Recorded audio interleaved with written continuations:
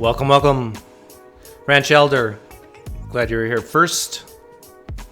Slightly Odd Guy was second. Jen was third.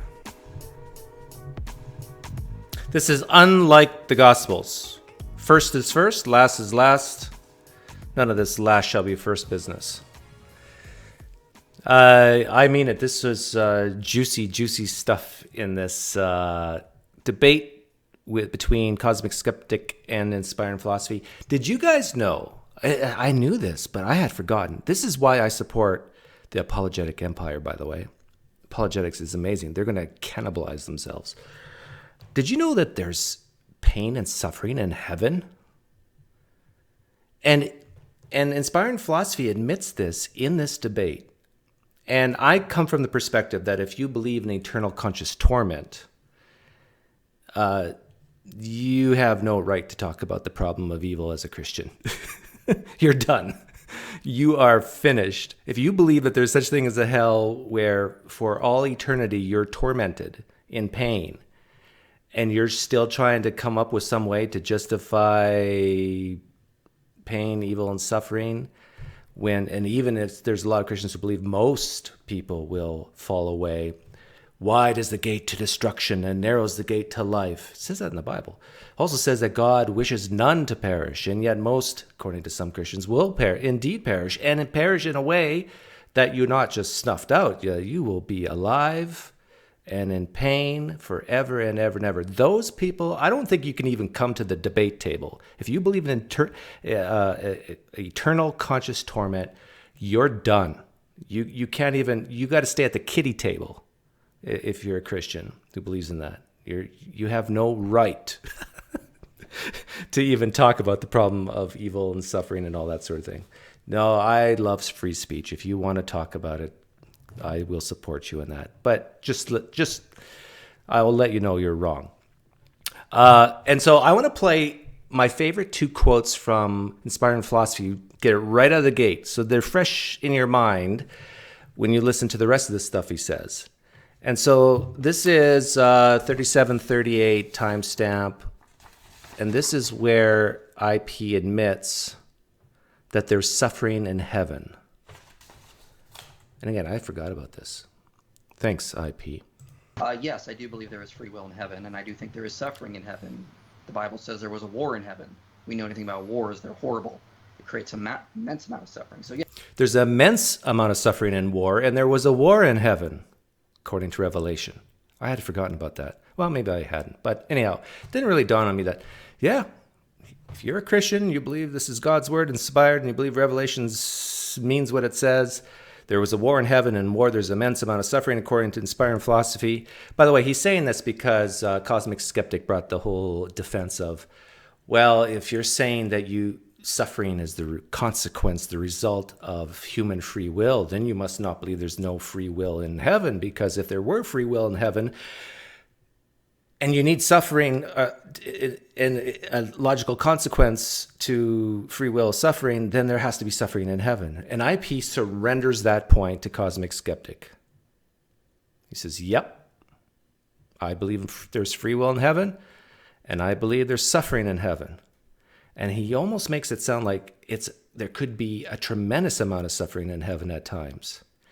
But then I was trying to steelman him and think, what's he actually trying to say here? Yes, I fully do agree there can be suffering in wars in heaven. Second of all, Christian heaven is not just going to a place beyond this earth. It's about life after death. It's about life after death. A return to this earth and the resurrection, where we'll be reigning. Who will we be reigning over? Well, if you read some of the scriptures, I would say, based on passages like Romans 8, it's all the animals. So I do think there can be continual suffering in there, and it's going to be our job to sort of... Okay, he kind of mumbles a little bit here, but I'm going to bring up the transcript. But he's saying that there's wars in heaven, and then I'm thinking, okay, maybe there's heaven in a sort of spiritual realm, and then there's heaven on earth. And surely he doesn't believe that there's going to be pain and suffering in the new heaven where humans will reside. But he says it here as well. Based on passages like Romans 8, he says it's all the animals. So I do think there can be continual suffering in there. It can be our job to sort of make the universe into something far better. So he's saying that maybe heaven is going to be far better than earth, but there's still going to be suffering. Now, if that's the case, you're done. If you're going to make some argument of, well, the good is going to outweigh the bad. Because gratuitous suffering in a finite time scale, remember, earth is just a vapor. Our time on earth here is it's gone. Compared to eternal, a little bit of suffering, even if it's, he mentioned war, but even if it's just a little bit of suffering for all eternity, you're done here. How can the scales be tilted towards goodness over triumphing over evil if the eternal afterlife, whether you're in heaven or hell, there's going to be pain and suffering? I think IP just shot himself in the foot if he admits that. Am I wrong? What am I missing here? Okay, let's, another time I'm going to play this quote first too. Here he admits that the idea of a heaven, he doesn't come out and say it, but I think he admits that the idea of a heaven being perfect without suffering and pain is horrendous. He says? A dystopian horror. Everyone who doesn't have to worry about problems or pain, never have to experience suffering, that type of world is a dystopian horror, he says. Okay, so I'm going to play that part. You could correct me if I'm wrong on this, but I think the world you're setting up is a world of the Stepford Wives, where everyone doesn't have to worry about problems or pain. Everyone just sort of goes along, they're happy, they never have to experience suffering, they just go along with their daily task. And that to me sounds like a dystopian horror. I mean, that's what it is. It's a dystopian horror film in that sense. A world where there's no pain, no suffering. He says the Stepford Wives. I haven't seen that. But anyhow, he's making some type of comparison saying that's horrible. And I remember a while back, I don't know if it was when I was talking to IP directly or if I watched something of him admitting that he used to think of the concept of heaven as terrible, like I currently do. And maybe this is why, because he used to have this concept of heaven as being a place where there's no pain, evil, or suffering. And he viewed just that as boring, as terrible. It's like you need this little bit of suffering in order to overcome and have meaning and purpose. And I don't know. I'm guessing here. But I played two quotes here, and I think any argument where the good will triumph, well, the good is heavier than the evil, is now gone if you admit there's pain and evil and suffering in the afterlife, no matter where you go, whether heaven or hell. I really think it's over at that point. Okay, I want to play the summary, and thanks IP for doing this.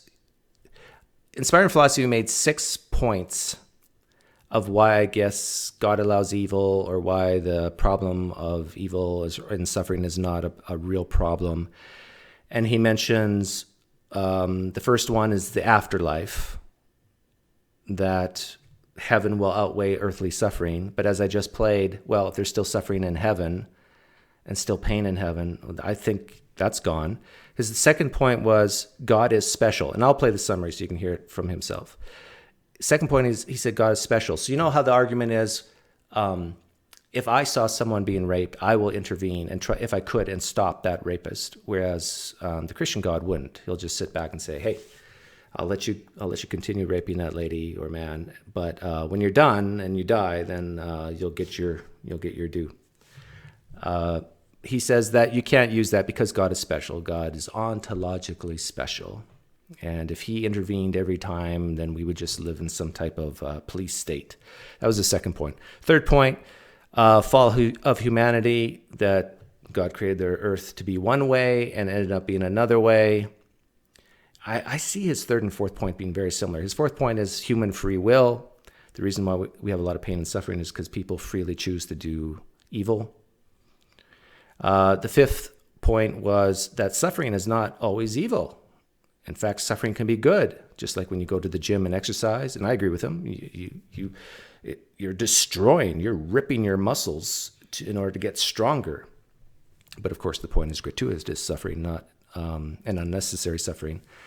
And his sixth point was that Christ suffered on the cross, so he shared in the sufferings. I don't know how that solves anything, but and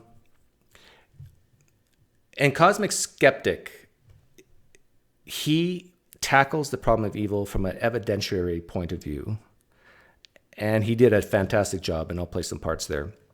But I tend to tackle it from the point of view before creation. Both these guys are talking about the problem of evil from the point of view as, hey, we're here, we're experiencing it. And I think the more powerful argument is, in fact, let me put it this way. I talked to dry apologists privately a little bit. If you're a Christian listening, answer this question to yourself in the privacy and comfort and protection of your own home. Does God like sin? No. Does God desire even the tiniest amount of sin? Now, careful, this is a trick question. This is a trap. Embrace the trap. Does God desire any sin? Even the tiniest little bit? If you're a thinking Christian, you're going to go, Doug's trying to trap me here. What should I say? If you believe that God knows the future, or at least could predict it, or predict all the possible futures and the one that would more likely come about, you have to say you have to say God desired a little bit of sin. Because he only creates what he desires to create, and he desired to create a world where there was a little bit of sin, actually a lot of sin, according to a lot of Christians. Okay, so that's how I would tackle the problem of evil, but Cosmic Skeptic does quite a different way. But here's the summary at 1903 of Inspiring Philosophy, and where he summarizes these 6 points. So in summary, Christianity answers evil by reminding us of the afterlife will turn all our misfortunes into joy. Turn all our misfortunes into joy, but there will still be pain and suffering in heaven.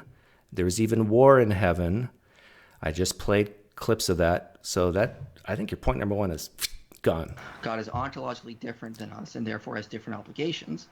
And his second point as well, God is just special. That's special pleading. Point number 3. There was a fall that humanity elected. That God foreknew what would happen, and he was okay with creating it anyhow. Most of the evil in this life comes from human freedom. Suffering can be allowed for instrumental good in soul building or creating more virtuous individuals. Suffering is not, or good is not necessarily defined in terms of consequences or outcomes, and God has chosen to allow evil to affect him as well.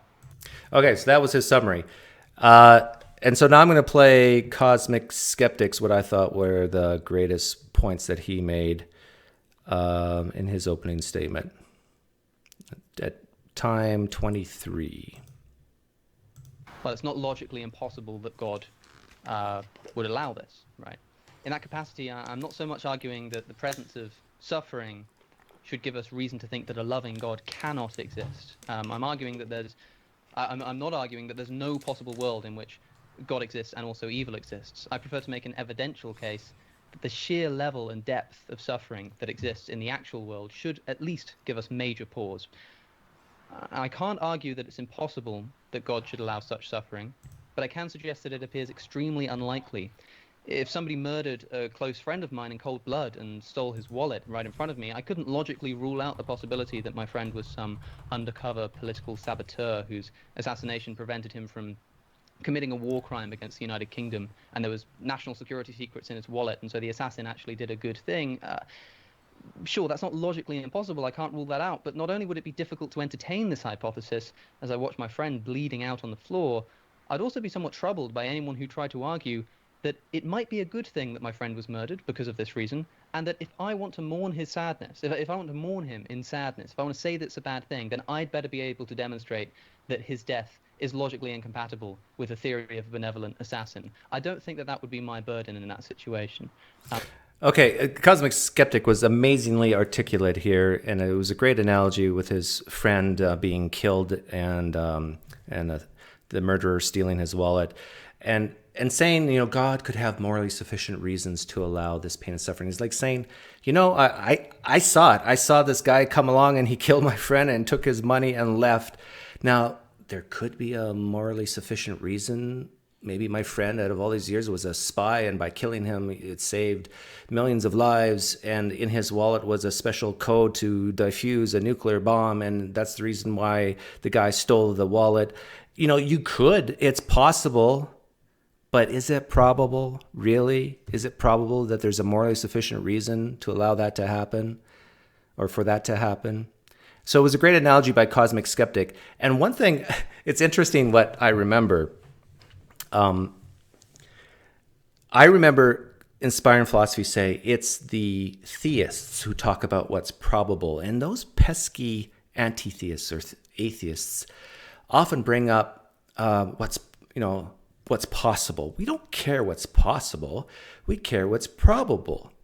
And here, Cosmic Skeptic is talking about, I'm not talking about what's possible or not. I'm looking at the evidence around me, the pain and suffering on this planet. And I'm going, what's more probable here? Is it probable that there's an all-loving, omnibenevolent God who is overseeing this, and I'm seeing this pain and suffering going on? No, I don't think that's probable. And so he's making that type of argument. And I was reminded of this. A lot of times in these debates, the theist is saying probability, whereas the skeptic is just saying, but possibility. Yeah. Again, speaking different languages. And Mike did a pretty good job of saying, well, that doesn't really challenge my case just because there are other possibilities. Right. It's not a question of possibility. It's a question of probability. So it's not a question of possibility. It's a question of probability. And that's exactly what Cosmic Skeptic is doing. But now listen to what Inspiring Philosophy said over here. See if I can find it. This was in his opening statement, I believe. Yeah.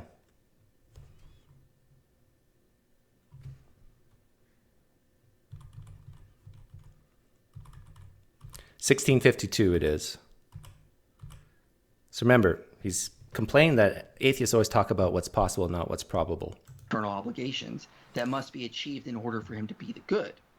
In other words, it's possible, it would not be right for God to remove significant human freedom, even though that indirectly creates suffering.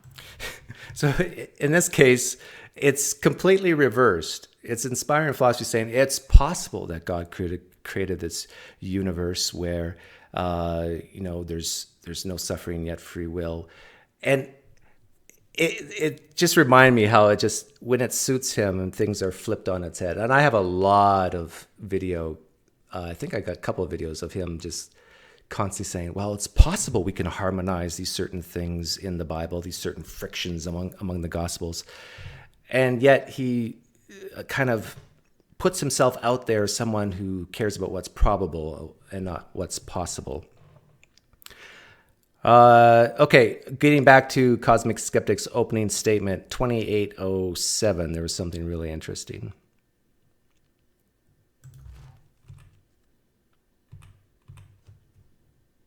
He commits it, there's nothing logically preventing a Holocaust from taking place in heaven. Now, you may just bite the bullet on this point and say, yeah, it's no problem because it's not going to happen in practice. But this is difficult for me to believe, that there's nothing logically preventing a Nazi Holocaust reoccurring in heaven. A possible escape to this might be to suggest that the people in heaven are so good, and the reason they're in heaven is because they're so good, that it's psychologically impossible for them, essentially, to commit evil. But there are two problems with this. First, if it's really impossible for them to commit evil, then on Michael's own account, it's also impossible for them to be good, since to be good requires the capacity to be evil. Okay, so there's that common argument that, well, there's evil on the planet and suffering on the planet because there's free will. God gave free will. And I'm sure a lot of Christians have heard this before, and Cosmic Skeptics bringing this up, that, look, you then have to say there's either no free will in heaven, or say that there's free will in heaven, but then there's suffering. And a lot of Christians will say, well, yes, there's free will in heaven because we're not robots in heaven, but there's no suffering. Well, how does that work? Well, because we don't have the desire to suffering. But the point Cosmic Skeptic is making here is that there's nothing preventing a Holocaust to happen in heaven. That it's logically possible that there could be some type of Holocaust where millions are snuffed out, let's say, in heaven. And if you're a Christian and you say, no, that would never happen, that's impossible, well, you're shooting yourself in the foot. Because then that means it's possible to have a world where you have no pain and suffering and still free will. Right? But IP takes a different stance on this. IP doesn't bite that bullet. IP says, yeah, there could be a Holocaust in heaven. There's wars in heaven. If you came late, I played a clip where Inspiring Philosophy admits there was wars in heaven, and the wars are horrendous, horrific. So if there can be a war, there could be a Holocaust in heaven. So IP bites that type of bullet and says, yeah, there's pain and suffering in heaven. And there's free will in heaven. So he hangs on to that free will for dear life and just adds in the suffering of heaven. But then he throws away that whole concept of, well, everything will be made, all your pain and suffering here on earth will be made right someday in heaven. All those babies who died in the Old Testament, you know, the Canaanites and the flood, or just babies born with cancer, you know, they just shifted from this life to the next, and their sufferings will be accounted for when they spend eternity with God.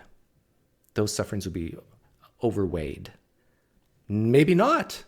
Maybe those babies will also suffer in heaven. I tell you, I don't know what the Christian can do at that point if they admit that there's pain and suffering in heaven. I think you're like the eternal conscious torment Christians. You're done at this point. Yeah. Okay. Cosmic Skeptic talking about, this was one of the brilliant rhetorical parts from Cosmic Skeptic at 3148. For us. But also, the Christian must contend with the idea that if evil is somehow necessary, whichever account of necessity you give, we must have exactly the right amount of evil in the world. And this is something Michael seems to have implied in his opening statement. This is the most difficult thing for me to accept. If a loving God may need to allow suffering for reasons of free will, higher order goods, or personal development, or whatever it may be, this God would still not allow gratuitous suffering. It wouldn't allow more suffering than is necessary, because then that suffering wouldn't be necessary for good to prevail, and therefore would be unjustified. But it must also be accepted that therefore God couldn't have allowed any less suffering to exist, because this would imply that not all of the evil in the world is in fact necessary, and that therefore God does allow specifically unnecessary suffering, which is incompatible with an omnipotent, loving God. See, this argument, what Cosmic Skeptic is saying right now, is tremendously powerful for all those Christians who say something like this. Everything that happens for a reason. There's no surprises for God.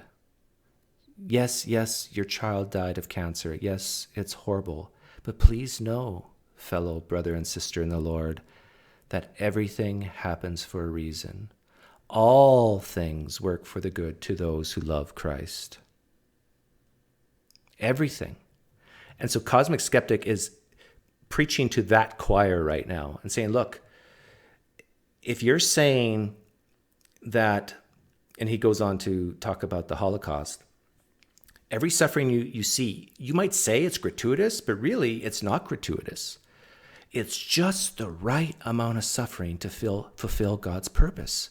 Any less suffering, and God couldn't bring about the greater good. Any more suffering, well, then that's unnecessary. But every amount of suffering you see on this planet today, for these types of Christians who believe that everything happened for a reason, especially the Calvinists who are deterministic, this is the exact, correct, right amount of suffering. A tsunami that kills 20,000 people, pulls babies out of the arms of mothers, that is exactly the right amount of suffering in order for God to complete his purpose? We have to believe in something of a best of all possible worlds approach, that exactly the correct amount of evil exists in the world. Any more, and God would be allowing unnecessary suffering. Any less, and God would be unable to procure whatever goodness is necessitated by that suffering. Michael, in his video on the problem of evil that I've already mentioned, considers this problem, asking why, for example, when the Nazis rounded up Jews to be shot, why couldn't God just have made the guns jam, right? The Nazis could still freely pull the trigger, but the Jews didn't need to die. Now, Michael responds to this by quoting C.S. Lewis, who argues that in a world in which God always intervenes to stop every instance of moral evil, this wouldn't be a world of free will, because it would make bad actions impossible to perform. If every time someone tried to commit evil, God intervened, it would simply render people incapable of being evil, which means that they don't actually have free will. But this conflates two questions. When I watched this video, this is what I thought. Michael makes a case as to why God can't intervene in every case of moral evil. But the question was actually, why doesn't God, or why won't God, intervene in this case of moral evil? Yeah, that's a great point. A lot of Christians will sometimes say, yeah, it's crazy to think God could intervene every single time. But that's not the point that most people bring up. The point is, why did God intervene here and not there? Or here we have an example that surely God wants this, but he allowed it to happen, or didn't allow it to happen. Of course, if God jammed the guns, the Nazis would stop shooting, right? They wouldn't be able to commit the evil act of pulling the trigger because they'd know that it wouldn't achieve the end that they desire. But that wouldn't stop God preventing one case of moral evil, such that the Nazis still had the freedom to pull the trigger, and giving them no reason to think that they'll always be prevented. They'd still feel and have the freedom to pull the trigger and commit that evil act, but the people still could have been spared. Now, an obvious response to this is, how do we know that this isn't already the case? Yeah, I've heard a lot of Christians say exactly that. How do we know that God isn't preventing so much evil, pain, and suffering? We just don't know about it because God's working behind the scenes and it's not clearly evident. How do we know that God has not already prevented the maximal number of cases of moral evil that he can? This is what Michael asked in the opening statement. How are we going to know where to draw the line? Perhaps when Viktor Frankl was filing into Auschwitz and the SS soldier pointed to the right instead of the left, saving him from an immediate gassing, that was God's doing. But had he jammed one more gun or caused one more gas chamber to malfunction, that would have been too much, right? But this is the implication.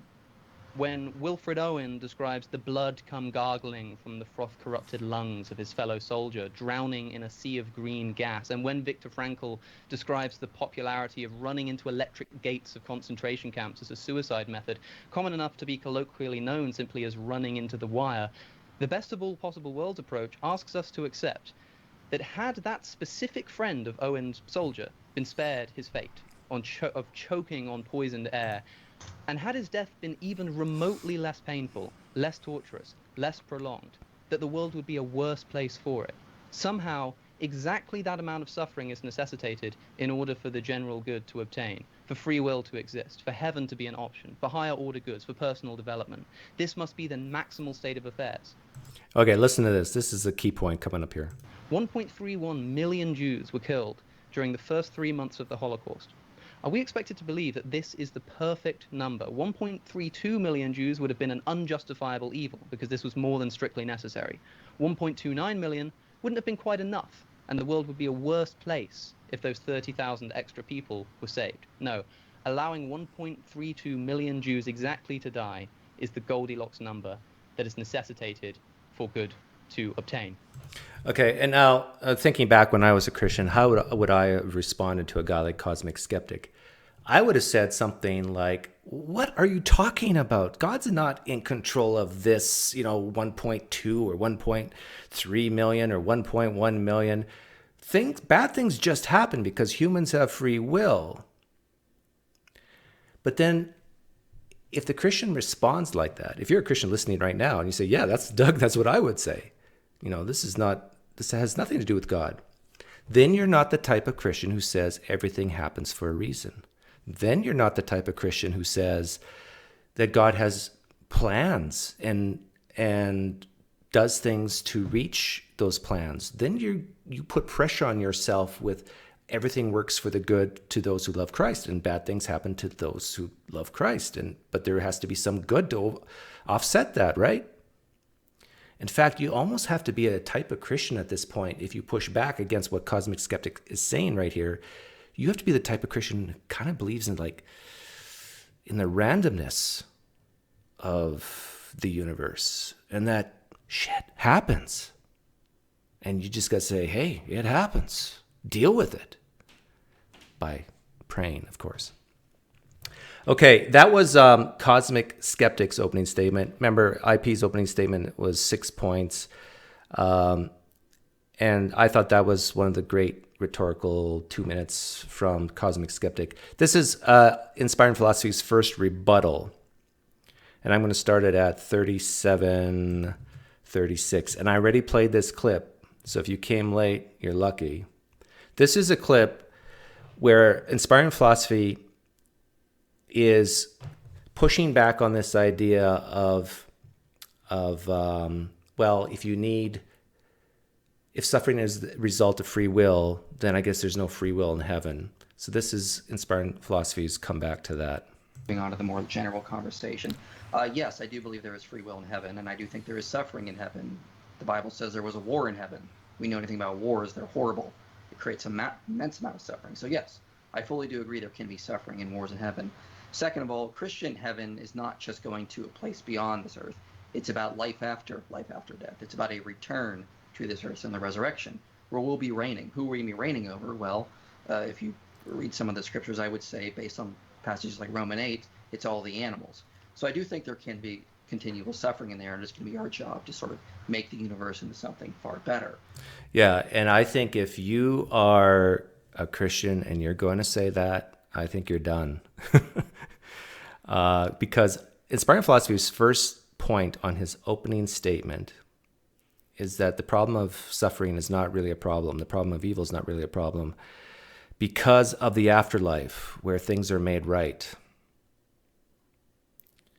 Then heaven, if there's pain and suffering in heaven, if there's wars in heaven, if a Holocaust is possible in heaven, just like wars are possible in heaven, what are we talking about here? We're talking about this God being even worse than we first imagined. Not only did he create a world where there's pain and suffering here right now, but after we die, there's just an eternity of pain and suffering to come. Now, maybe it won't be as bad as here on earth, but Inspiring Philosophy is saying, yeah, there's suffering in heaven. I think a lot of Christians are going to reject what Inspiring Philosophy just said here. Okay, I want to play another clip from Inspiring Philosophy's first rebuttal at 39:04. I don't want people to think this is a trivial point, because it might sound trivial at first, but think of the Lord of the Rings, for example. Let's just say that in that world, Aru Elivatar didn't create any suffering. This may sound trivial, but would anyone want to read that book? I think the answer is no. It would sound quite boring. Think about the Gospels right now. And I think the reason for that is we recognize there is some sort of intrinsic goodness in the triumph of that story, of people overcoming the badness, that the triumph basically outshines any sort of suffering and puts it in a far better perspective that creates far better virtuous creatures than if it was a world just devoid of any sort of suffering. So you hear what he's saying here? He's saying here that a world, whether it's fictional or real life, a world with no suffering is boring. And I think this is part of the reason why he believes that there's suffering in heaven, because if heaven has no suffering, nothing to overcome, nothing to make you or keep you virtuous, what's the point? And another reason why I played this clip is because when he's describing the Lord of the Rings, where the characters go through tremendous suffering and then come through the other side victorious, what does that remind you of? the Gospels.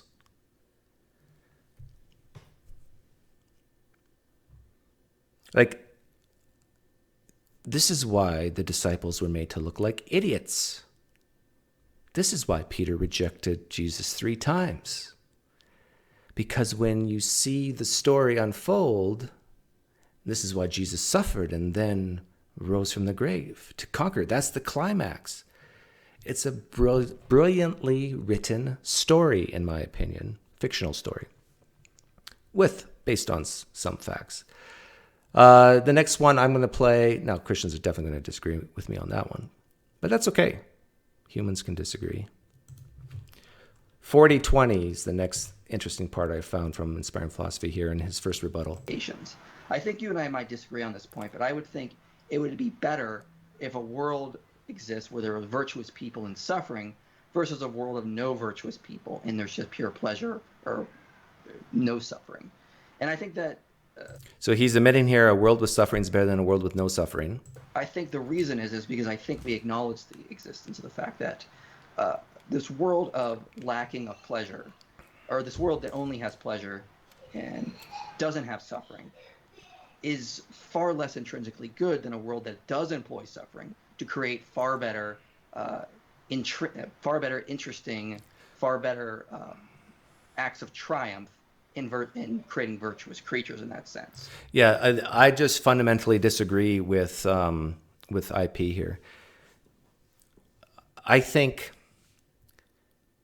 if you have a world where you have suffering and you compare it to a world where there's no suffering, let me get rid of the word suffering. Put the word sin here. And this gets back to the very first question I asked when I started this live stream, a challenge to Christians. Does God desire any amount of sin? Does he want sin? Does he desire sin? This is a trick question. Embrace the trap. If you answer no, God does not desire any sin, even the tiniest amount of sin, God hates. His wrath is against that. Then he would not create anything, especially if he knows or can predict what would happen because of his creation. He would not create. If you say yes, God is okay with a little bit of sin because it brings about a greater good, then you have a problem of, well, how great can this good be if someone is going to spend eternity in hell? And so then a lot of Christians get rid of that, so they're free of that problem. And then other Christians will say, well, now we just have left the beauty of heaven that makes up for all the sin and suffering here on earth. But now you have a guy like IP says, no, in order to even have an interesting, triumphant type eternal life, there even has to be suffering there. Am I missing something? I've been trying to rack my brain, steel manning Inspiring Philosophy here. I have to be missing something here. Because if he really means what he's saying here, I guess the only thing he could say is, yeah, I believe there's suffering in heaven, but it's really small compared to here on earth, and so it's not that bad. Maybe he could say that. But even then, if he says that, then I could ask, well, why not make earth that way? Just, a little bit of suffering to bring out those virtues, but not so much that it's gratuitous. So Trent Doherty talked about this in his book on animal suffering, that the point of what God is doing here is to build souls, and he includes animals in this as well, that animals are also... He should not have brought up animals with Cosmic Skeptic, because in my opinion, Cosmic Skeptic brings up the most powerful point against Christians on the problem of evil and suffering using animals. Soul-building things. And so what he basically points out is that God is basically saying, I'm not going to intervene in this suffering, terrible though as it is, because I know you can make it through it, and I want you to have experiential knowledge of this fact as well. So no, I don't think God is directly causing the suffering. I think God has sort of created a universe. He doesn't think God is causing the suffering. But it's, unless you're going to reject much of the Bible, Inspiring Philosophy, there are examples that God does directly cause suffering. if you believe that the flood happened, even if it was a regional flood, you believe that people suffered in that 30, 60, 90, 2 minutes process of treading water, taking in water into the lungs, and drowning. God actively caused that. If you believe the story of Pharaoh and the plagues, God actively caused that suffering. But maybe, I don't know where inspiring philosophy is at with his theology. He might be some type of progressive Christian at this point and just rejects all that.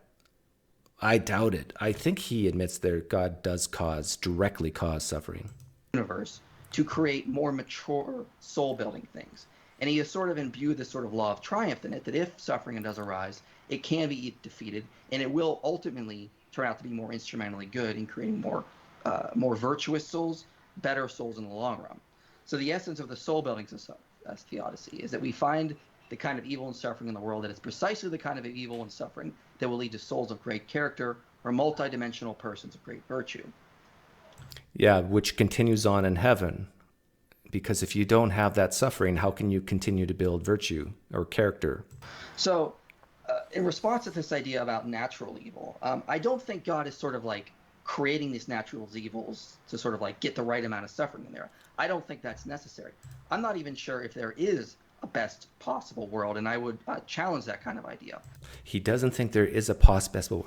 I can very easily imagine a best possible world that I think almost every Christian would agree with, and that is Yahweh alone, God alone in three persons, communing amongst himself among the Trinity of three persons for all eternity, past, present, and future, and nothing else. This is the real problem of evil, which Cosmic Skeptic didn't tackle. He did the evidence thing, what we have today, beyond the perspective of, or after the creation. But how can you say you can't imagine the best world possible is one where you have just God? How can you get better than that? And anything he creates from the Christian worldview is going to be tainted. It's going to be less than him. So if you're already maxed out on infinite goodness and you create something, it's like putting, there's actually a parable. Is it blood in milk? Or does it have to do with seeds? I forget. But imagine you got pure white milk and you put 1 drop of blood in it. So imagine the milk being pure goodness and the blood being pure evil. Well, just one little tiny drop of blood in milk, the milk is no longer pure. By God creating, he basically created a drop of blood and put it on himself and made himself less. So if let me just quote John Hick here. Suppose contrary. I don't care about John Hick. Let's go to 44:26. If you're going to have this kind of world, you're not developing virtuous individuals. Now, I'm not saying that God is causing the suffering to get there. I think, building on Josh Rasmussen, that God has created a world with two things: randomness and free creatures. Randomness and free creatures. This was amazing to me, because you know how a lot of Christians say, "What? You're an atheist? You don't believe in a God? You say that we just came here from randomness and chance. We're a cosmic fluke. Is that what you're saying?" Well, here Inspiring Philosophy is saying, "Hey, we're in a universe of randomness, and that's why bad things happen." Now, God being omnipotent, I think this is a far more better way to build souls, because he's not directly determining certain things. He's allowing souls to develop through a random... He's not directly determining certain things. Bye-bye, Calvinism. A universe imbued with randomness, have their own freedom to guide their own paths. That is going to create far more interesting souls in the long run. That's twice he's used the phrase interesting souls, I think. I truly think that Inspiring Philosophy believes that if you don't have suffering, life is boring. Including animal souls as well. And with that said, I also would say that God has imbued this idea of a law of triumph in there. So if they encounter suffering, that suffering can ultimately be overdone and ultimately destroyed in the long run. I, again, go back to my own childhood. I suffered immense suffering as a young child. It was horrible. But I honestly can't say it does affect me in any serious way. I didn't play this, but earlier in this debate, Inspiring Philosophy admits that he was verbally and physically abused by his mother. I don't know what that means exactly. And this is the second time now he said that that was tremendously painful for him when he was a child, but now that he's older, it doesn't bother him that much. It was horrible. But I honestly can't say it does affect me in any serious way. The only reason I thought about it was I was thinking of good analogies, and that came into my head. That came into your head. It came into your head, Inspiring Philosophy, for a reason, because it tremendously impacted your life. Things don't just pop in your into your head without that significant cause behind it. Yeah, I can't imagine what I can actually. I can imagine what kind of impact your past life has in your current beliefs today. Now, I know I'm going to be accused of psychologizing here, but I actually think Inspiring Philosophy is one of the few Christians who agree with me when I talk about the more emotional factors, the more, how do I say it? The more intangibles, the more intuitive type stuff that lead people to believe what they believe.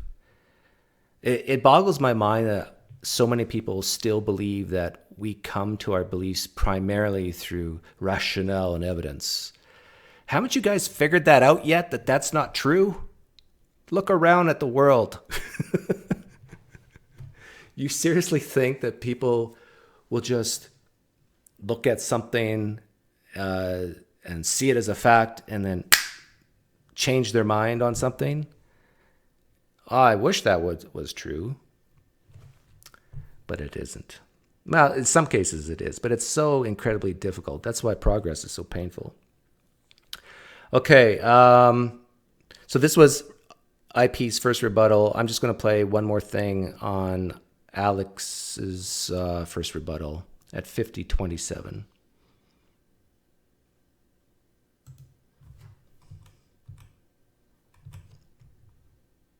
My favorite radio shows to listen to.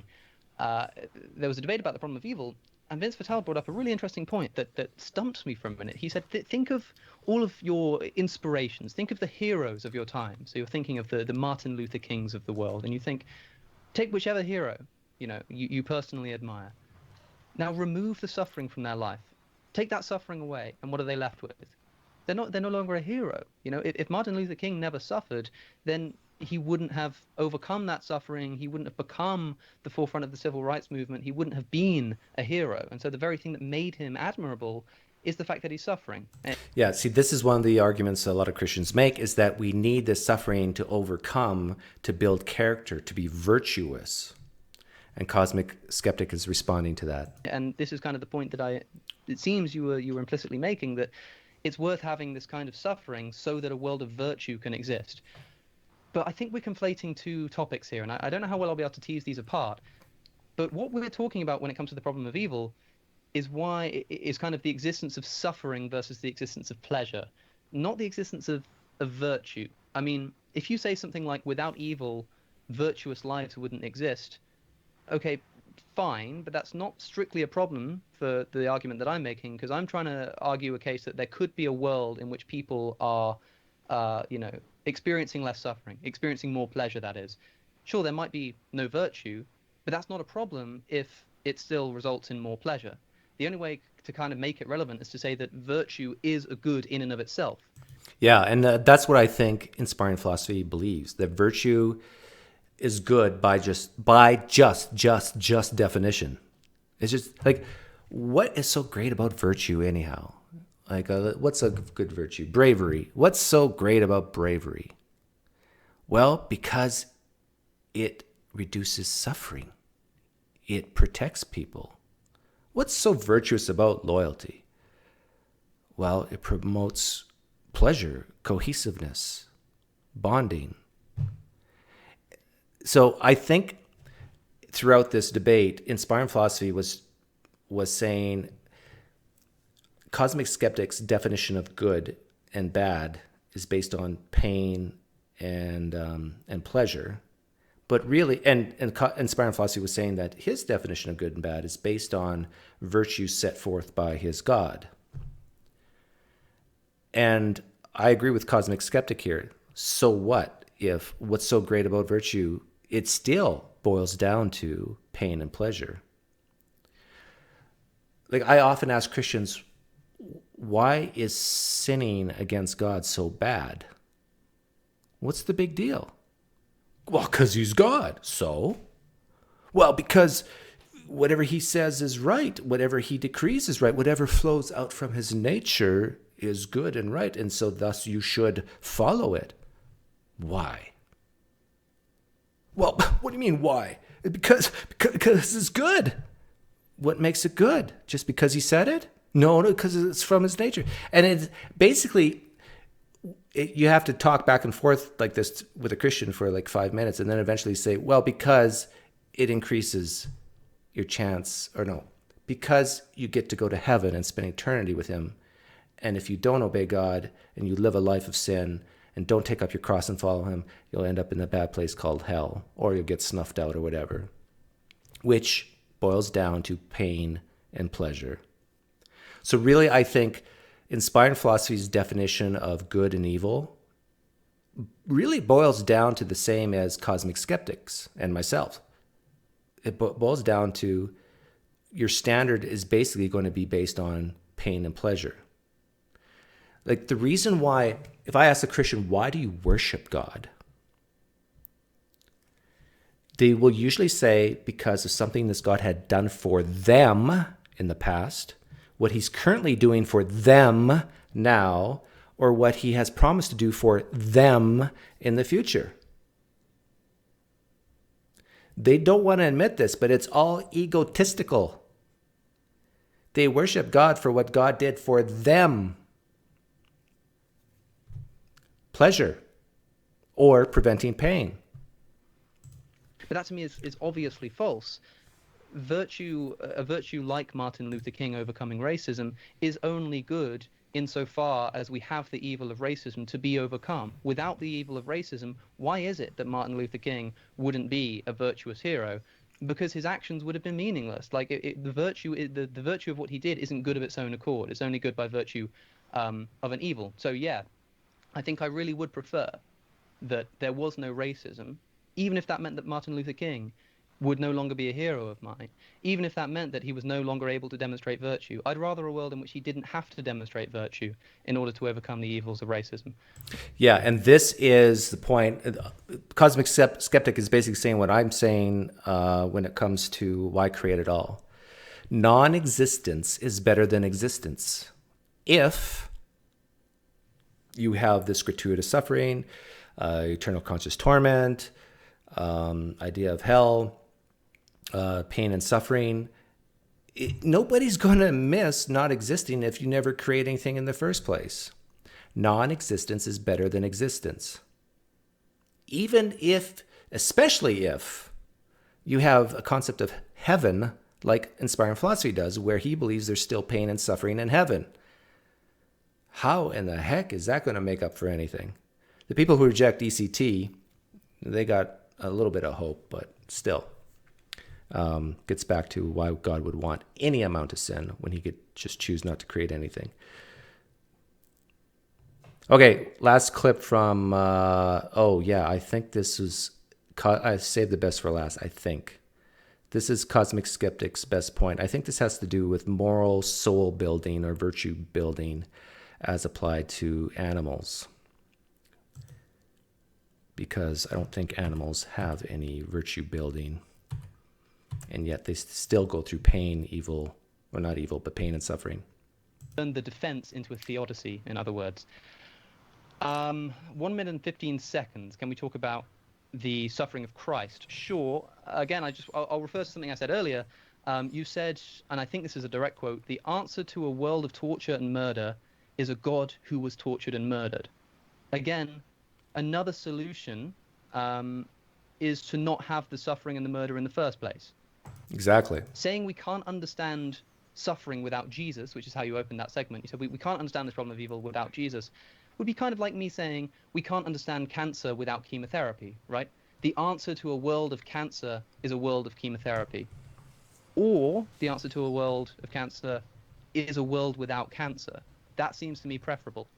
You can see that all of the points that I'm making here in rebuttal, and the reason that it's all coming back to the same point is I think it's the same underlying assumption that actually, yes, it does make sense to say that if there's some great good justified by some great or lesser evil, let's say, but the only reason why that great good is by virtue of overcoming the evil, then I do think it makes sense to say we'd rather have neither. There can still be goods without there necessarily being virtues. There can still be goods without there necessarily being evils that have to be overcome. And sure, we'll miss out on some of the goods that we would have had if evil did exist, like virtue, but I think we can do without them.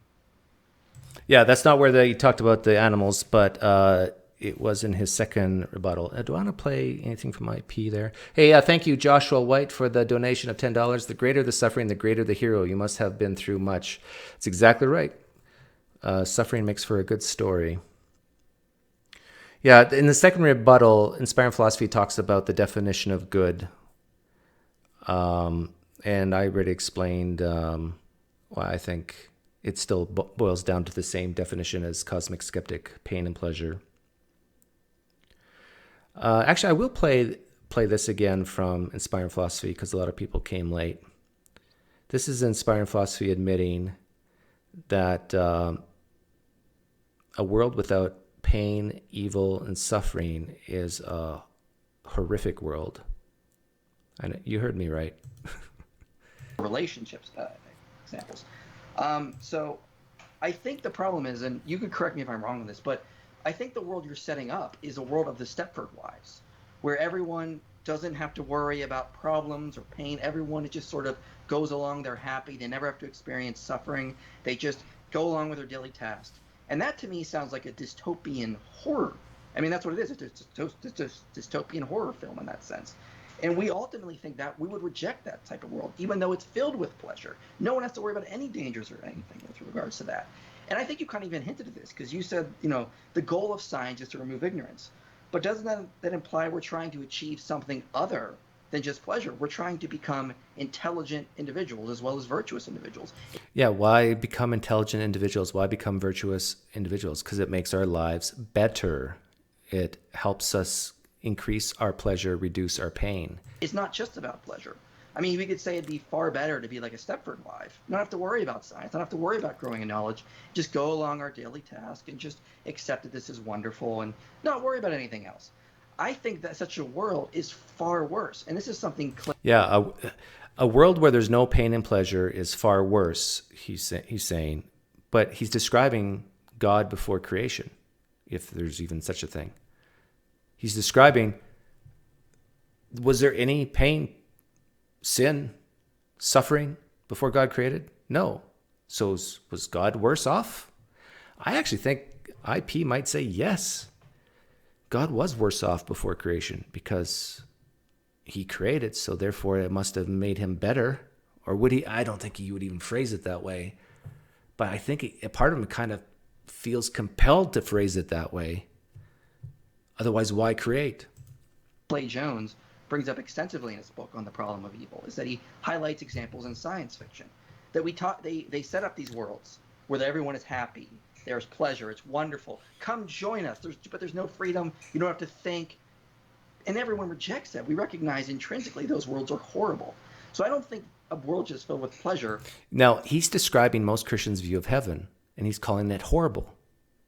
He's describing, at least the version of Christianity I was raised with, that heaven as being horrible because it's like a Stepford wife type existence where there's no worries, no pain, no suffering, and he called that a dystopian horror. Would be a best possible world. I think it's kind of ironic because C.S. Lewis in The Great Divorce defines that as hell. In the Greytown, in hell, everyone can... Exactly right, Jesse. Thank you so much for the donation. just think whatever they want into existence, and they're absolutely miserable. Whereas in heaven, there are virtuous people who are trying to call to the people in hell to come up because there's a far better existence, but there is suffering. And But there's suffering in heaven. that's why the people in hell never come up, because they don't want to go through the suffering to get to heaven. They don't want to go through the suffering to get to heaven, even though there's even more suffering in heaven, which he's already admitted. He admitted there's wars in heaven, so there has to be suffering in heaven. So there's suffering here on earth, there's suffering in hell, and there's suffering in heaven. And none of this suffering would exist if God never created anything. Got it. So I think it really depends on what we mean by good. I don't think pleasure is necessarily the best possible world. I think that is an aspect of it, but I think it's secondary to the main goal, which is to create virtuous, good people in that sense. Why is that the main goal? Why is that a great goal? Why is that even a good goal? I'm not saying being virtuous isn't good, but I'm asking for inspiring philosophy to articulate why exactly makes being virtuous good. And I think it has to be just by definition. It's just by definition. It's good. Okay, I'm going to, because if he goes any more specific than that, he's going to end up saying because of it brings pleasure or reduces pain. And I don't think he wants to say that because then he's agreeing with Cosmic Skeptic. Okay, this is what I thought was the best rebuttal from Alex at timestamp 105. So remember, Inspiring Philosophy has been talking about a lot of virtue building. But virtue building through suffering, does that apply to animals? And if you say no, you're screwed. You have to say yes. Because if you say no, that animals can't go through virtue building, then you're saying that they are going through unnecessary suffering. Because that's the reason why we have suffering, according to Inspiring Philosophy. It's for virtue building. But what about animals? And by the way, I remember watching a video where Cameron Bertuzzi from Capturing Christianity admitted that animal suffering caused him, I forget the exact words, but caused him a great amount of angst, that it's a real problem. I'd also like to respond to the point you make about soul building, especially because earlier you applied it to animals, or at least quoted someone who did. You said, in your words, it was something like, God allows this to happen because he knows you'll get through it and you'll be better for it. I'd like to know, as pertains to animals, when a pig is put into a gas chamber, how the pig is better off for it, especially if a pig doesn't have the kind of same capacities for ensoulment as we do, and isn't going to kind of achieve the same heavenly existence as we do, unless you believe in some kind of pig heaven or something like that. I'm not sure. It sounds like... And some Christians do believe in pig heaven. Well, maybe not pig heaven, but dog heaven. Actually, some people have pigs as pets. So, yeah, it's nuts. It's like... a fatuous point, but that's only because of how fatuously people treat animal ethics, rather than it actually being a silly idea to have something like pig heaven. But, also, of course, that's moral evil, but if a deer gets its leg caught under a falling tree and starves to death in the forest in agony and confusion, who's that benefiting? It's not benefiting any human soul. It's not benefiting any God, as far as I can see, and it's certainly not benefiting the deer. I really don't see what explanation there can possibly be to this. Yeah, what explanation could there possibly be for animals starving to death in pain and suffering? Now, when I was a Christian, I would have said, look, don't be stupid, Cosmic Skeptic. Don't be stupid. Come on, read the scriptures. You had man fell, and when Adam and Eve sinned, it caused the whole nature to come undone, and because of Adam and Eve, everything turned upside down, and there was now death and pain and suffering. But Inspiring Philosophy, remember, one of his main arguments was that through suffering we have character building. We have people becoming more virtuous, and that is the reason for suffering. That's the reason why God continues to allow suffering. And Inspiring Philosophy, I think, admits that God does intervene once in a while, but not all the time. But we have these gratuitous acts of suffering amongst animals where I think the average Christian would be hard pressed to say this has nothing to do with character building. This has nothing to do with virtue building.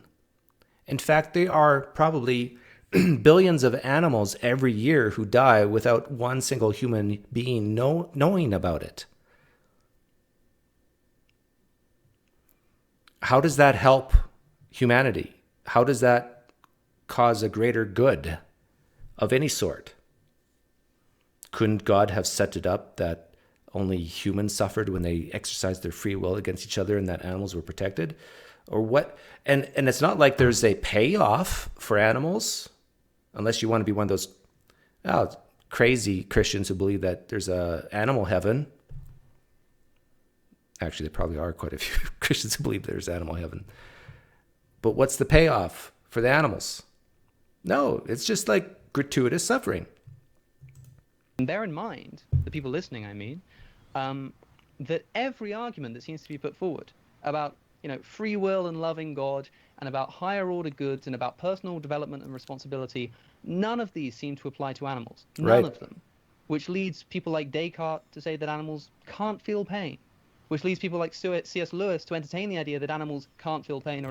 Yeah, and I've heard even your typical apologist today will actually go that far to defend their beliefs by saying animals don't feel pain. Was it William Lane Craig who said that? I think he did. Yeah, William Lane Craig said that. It's like, listen to yourselves. Anybody who has had a pet or has lived on a farm and watched animals, and to say that they don't feel pain because if you admit that they do, then you're admitting that this is some gratuitous suffering that doesn't have a payoff at the end because there's no heaven and no virtue building. Like, can't you see you're just clinging so tightly to your beliefs that you'll come up with anything to justify that everything's okay and I don't have to worry? It's obvious animals go through horrific pain and suffering.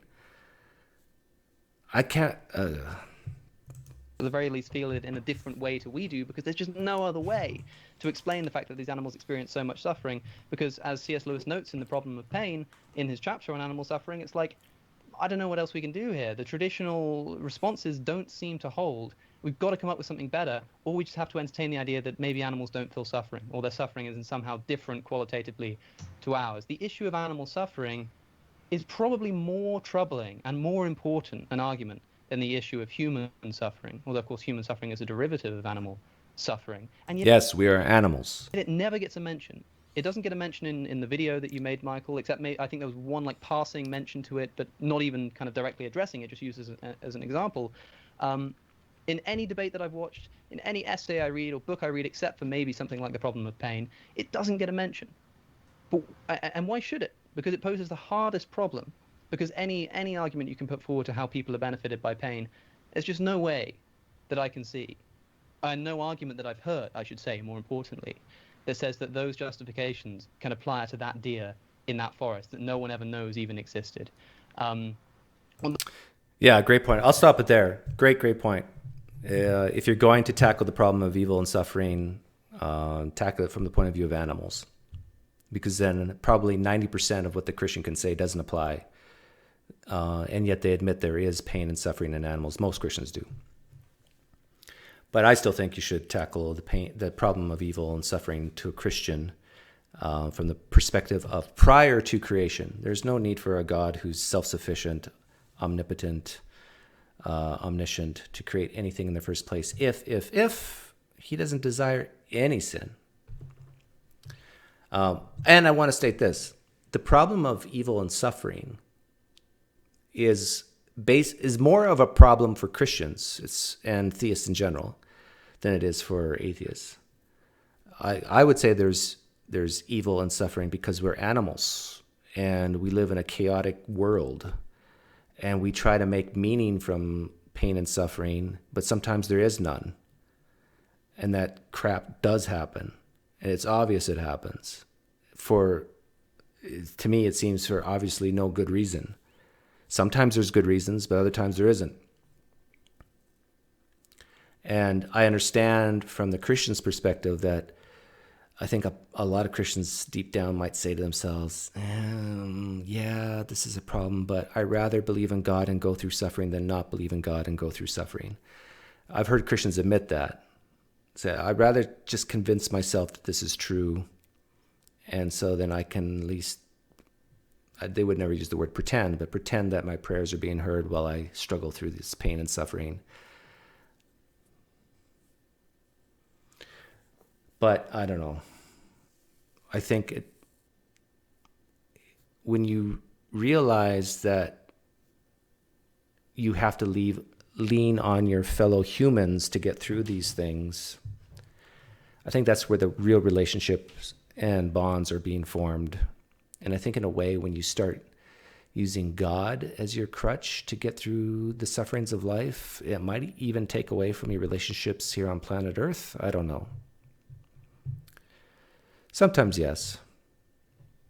But the concept of God does help bring people together as a community as well. And that's probably why we evolved to believe in gods.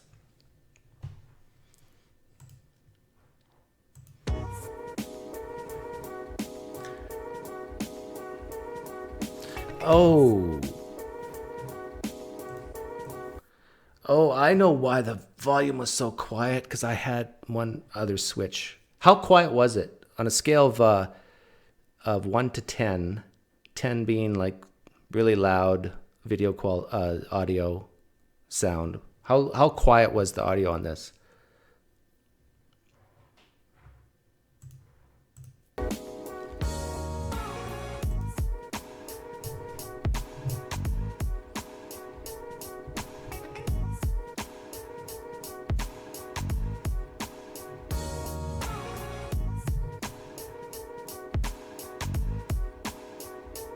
Seven? No, it wasn't 11. 3, 5, 6, 7, 6. My apologies, that's my fault. I usually don't make that mistake. Hopefully you weren't straining too much to hear Cosmic Skeptic and Inspiring Philosophy.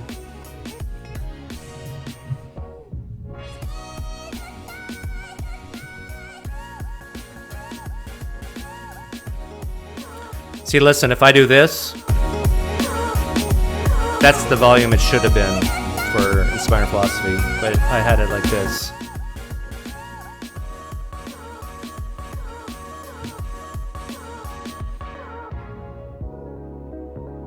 Your wife got mad.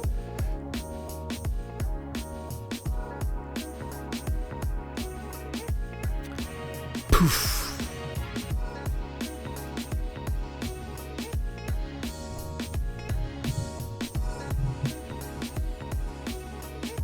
So remember this question. Ask the believer, the Christian, does God desire a little bit of sin?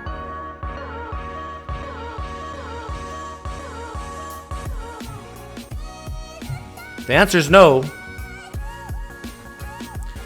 No reason to create. Especially if there's suffering in heaven. My goodness, IP.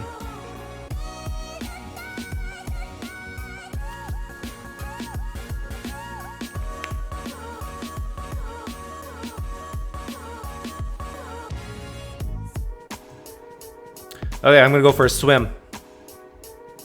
It's 102 outside and pretty warm in here as well. Poof! Oh, I need that drowning sound if I'm gonna go for a swim. My apologies to Cosmic Skeptic. He was scheduled to come on, but we ran out of time. Have a great Sunday. See you next time.